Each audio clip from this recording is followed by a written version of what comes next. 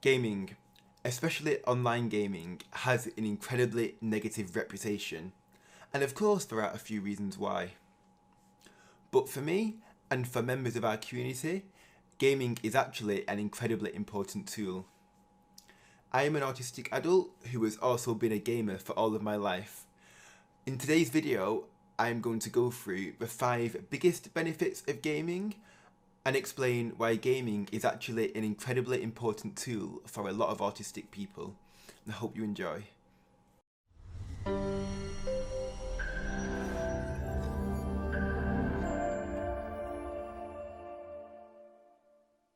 Okay, I just need to get one thing clear before we start, which is I hate social skills training for autistic people.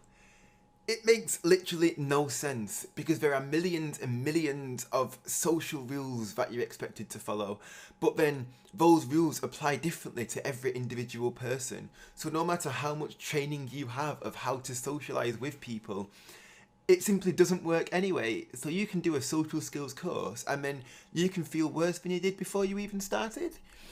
The other important thing to know is one of the main reasons autistic people can struggle in social situations is because other young people often aren't very accepting of difference. So even when you do your social skills course, you can still be mistreated or left out because of other people and their false judgments. The truth is, autistic people learn how to socialize and social skills in the same way as everyone else.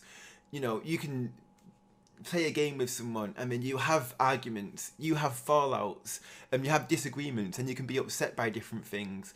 But then that's when you come up with your compromise. You can work together and negotiate ways out. And then as this happens, you have your learning experiences. You learn how to take social situations differently, and with that, that's when you also build friendships and have more positive experiences, which then give meaning to those learning opportunities that you have.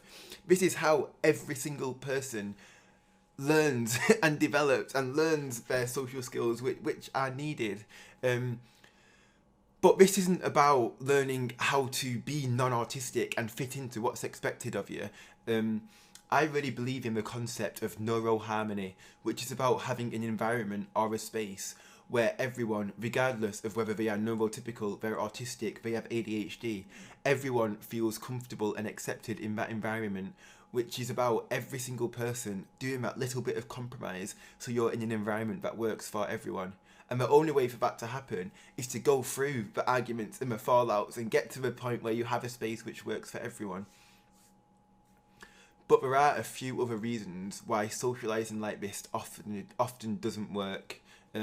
One is people may not have the confidence to socialise in the first place, especially after having lots of negative and difficult experiences, which are common for a lot of autistic people.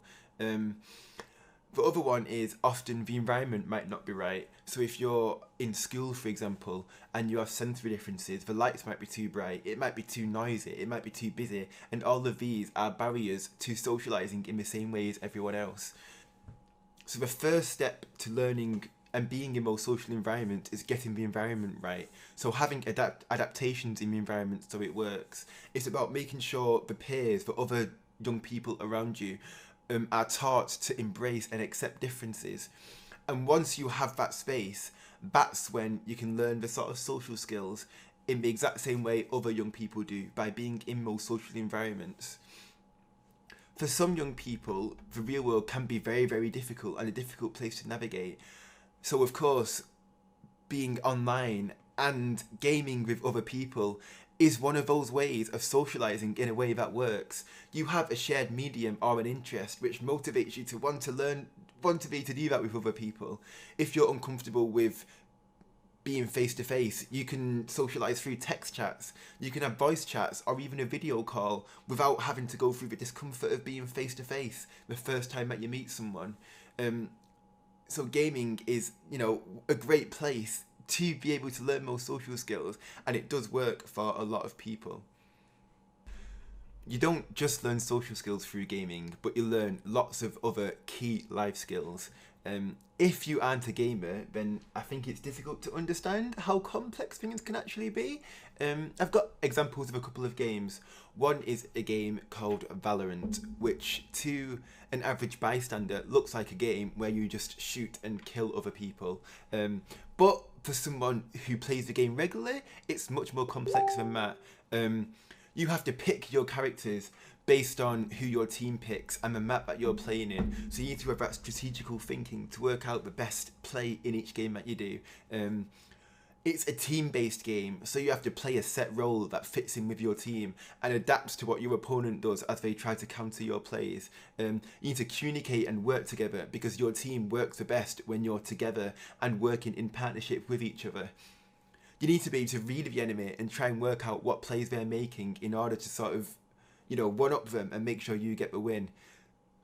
So while it looks like it's just a shooting game, you're working on your critical thinking skills, you are using teamwork, communication skills. It takes a lot of organisation. But also, if you're losing and want to make a comeback or make a change to your play, it works on your resilience as well when you want to change the outcome of the game despite all the odds, which happens for a lot of young people. So you learn a lot more than... It's not just as simple as shooting people. It's exactly the same with Minecraft. This is another example. To most people, it's about killing zombies and placing a few blocks. A lot of people embrace Minecraft a bit more because people say it is quite creative when you build quite interesting structures and bases. But again, it's much more than that. It takes a lot of strategical planning. For example, in our Minecraft server, we had to map out our Pokemon castle, made a plan of how much resources we need, gave people different roles so we can all work together to create our final Pokemon castle at the end of it. It takes time management to get things done on time and prioritising what you need to do to make things happen. It takes that creativity, it takes the teamwork, you have the problem solving. It takes a lot of leadership skill as well. In our server, we have people who run their own factions, which is groups of young people working together for the same common goal. The Pokemon faction has over 40 members who all work together to defeat bosses and create bases. So you learn a lot of key leadership skills as well. And of course you work on your adaptability because things don't always go to plan. People might steal things from each other. You'll have a creeper who'll blow up your base. You might accidentally fall off a building and die. All of these are practice for working on your adaptability skills and other things which you need. When you are gaming, you get to learn key, really, really important life skills, but in an environment where it's okay to make mistakes. If something goes wrong when you're building your Minecraft base, you will get very upset and yeah, you can find it really, really difficult. But it's still a safe environment. It's much safer to do it on Minecraft than make those mistakes when you're in a work environment or when you're at school or something like that.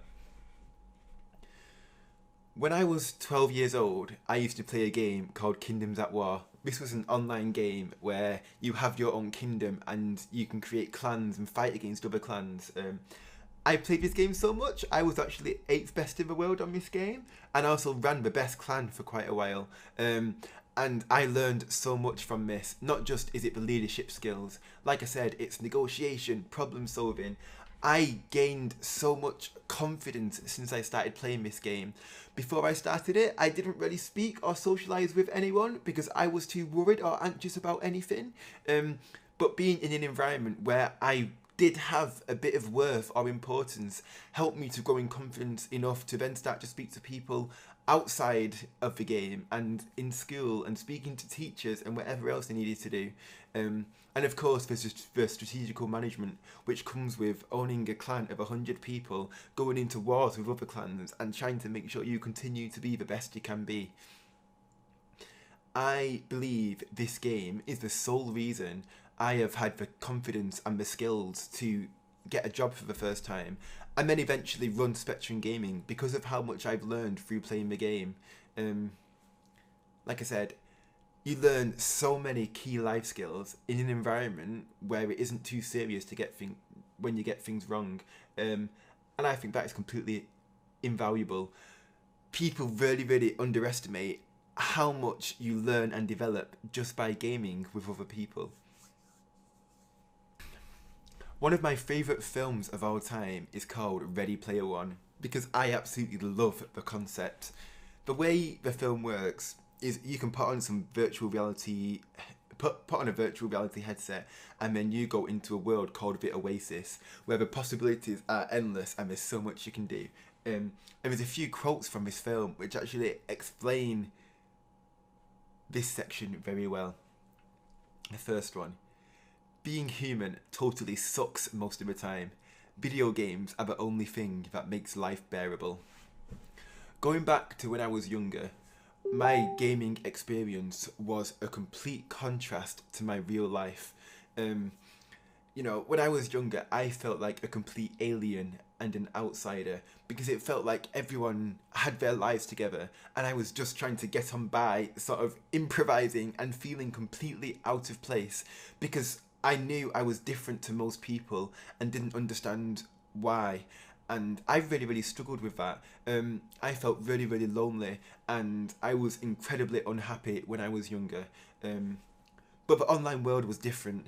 Whereas I was quite badly bullied and felt so out of place in the real world, in the online world, I had my clan which I was the leader of. I had one place where people were happy to see me and we could chat and we could have a positive experience together. And yeah, it was literally the only thing that made life bearable for me at that time. Quote number 2. This is the Oasis. We exist as nothing but raw personality in here. This is a quote where two people were having a conversation about the online world. And there's one good thing about the online world, which is there are millions of communities online. And because there are so many spaces, there will be at least one for every single person where you feel accepted and where you can be yourself. As yourself with your raw personality. There are communities around your special interests. So if you like trains, there are thousands of train communities out there. If you like anything, there will be a community there for you. There's communities around different games. So if you are particularly focused on one game at this moment, you can join a community for that and talk to like-minded people. In addition to this, there are environments where people will accept you for who you are. It could just be a normal chat room or one particular group where people do accept you, your strengths and your flaws, and you can just have casual conversations and chat with people and feel accepted there, even if at the moment you can't achieve that in the real world. That brings us on to the third quote, which actually says, in reply to saying we exist as nothing but raw personality, someone called Artemis says, I beg to differ. Everything about our online personas is filtered through our avatars, which allows us to control how we look and sound to others. The Oasis lets you be whoever you want to be. That's why everyone is addicted to it. And I think this is also very, very true. Whereas, I felt quite worthless in real life, I had my place on Kingdoms at War where I felt respected and my life actually had meaning because of a role that I had there. At that time, it was absolutely essential that I had a space like that, since my real life was the complete opposite of how that was for me. So yeah, having that community or sense of belonging is so, so important. And for some people, the online world is the only place where that can be achieved, at least in the short term. Not all games are easy. They take determination, patience, and mastery over time. Some games take hundreds of hours to become skilled at them. With this comes a huge sense of achievement and positive emotion when you complete levels. If you make a nice play on a game, young people will know what that means, or if you complete any challenges. You have times when you get really angry, you'll rage, you'll be frustrated, but then when you get to where you want to be, it's an amazing feeling. And I have an example of this.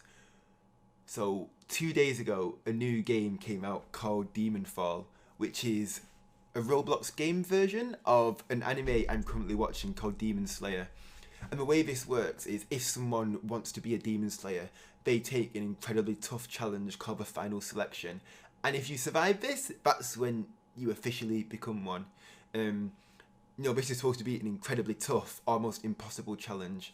And when this game came out, me and a young person from Spectrum Gaming called Jay both went straight on the game because Demon Slayer is amazing and we were really, really excited. And our first goal was becoming official Demon Slayers. But final selection is really, really tough. Jay completed final selection the second day it came out, and he says it took him 5 straight hours of practice, leveling up, learning new skills, learning the best ways to defeat demons. I promise anyone here who tries to do it straight away without practice will fail. I'll put the game link in the description. You are more than welcome to try. To be able to get to a point of completing it, it takes a lot of strong will, determination and resilience. But then when you do it, you have that overwhelming feeling of happiness. And I remember hearing how excited Jay was when he finally did it after countless attempts of trying. And yeah, it's just amazing to be able to have an accomplishment like that. You can compare it to when you ride a bike for the first time. The first time you've learned how to solve a Rubik's Cube. Or, I don't know, if you do gymnastics, after the weeks and weeks it takes to learn how to do a freestanding handstand or something like that. I think what happens is, if you're not in the loop with something, if you don't know about handstands, you don't know how much practice and skill it takes to learn how to do one efficiently. It's exactly the same with gaming. Just because you aren't involved with it and don't actively understand what someone is doing, that doesn't mean it isn't a huge accomplishment to do things in the gaming world. Another point to remember here is happiness is not a stationary thing. You can't get to one place and then suddenly always be happy. If someone wins the lottery, they'll be happy for a few weeks and then you'll be back to your sort of normal state again. And the reason for that is happiness isn't a stationary place. It's about progress and making change and improvement.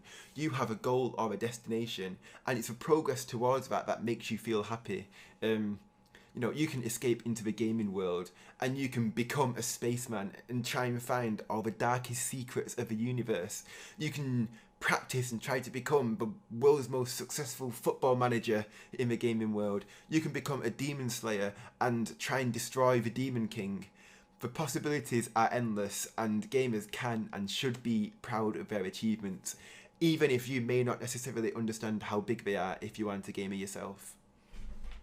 So when I was 12 years old and went into the online world for the first time, I didn't just learn key life skills and find a community. I found my first ever friends. Some of them I am still friends with now, even though we have never met. Having these friendships is what enabled me to have the confidence to actually go out of my comfort zone and meet new people over time. When I was 14 years old, I went out on my own for the first time and made my first true real life friend. And we're still very close friends and talk every single day. Now I have several close friends and I have groups and activities that I enjoy going to. I went from needing gaming and not feeling able to do anything else to then being able to try real world activities too.